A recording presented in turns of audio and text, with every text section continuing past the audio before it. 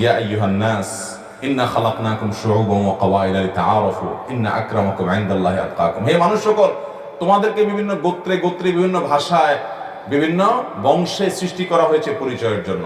তোমাদের মধ্যে সবচেয়ে সম্মানিত সে যার ভিতরে তাকওয়া সবচাইতে বেশি।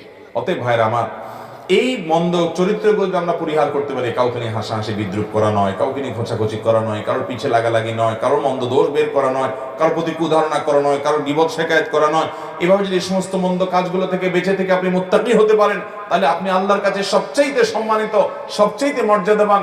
দুনিয়ার মানুষ আপনাকে কি বলে কি জানে সেটা বিষয় নয়, বিষয় হলো আল্লাহর কাছে আপনি অনেক বেশি সম্মানিত। আল্লাহ আমাদের সবাইকে সেরকম মুত্তাকি হওয়ার তৌফিক দান করুন। চেষ্টা করবো তো ইনশাআল্লাহ। ভাইরা আমার, এই আয়াতের মাধ্যমে আল্লাহ রাব্বুল আলামিন জানিয়ে দিয়েছে যে এই মন্দ চরিত্রগুলো থেকে যদি বাঁচতে পারো, তুমি আল্লাহর কাছে সম্মানিত হবা। এছাড়া অন্য কোনো পরিচয় দিয়ে তোমার কোনো লাভ হবে? তুমি কোন দল করো, কোন গ্রুপ করো,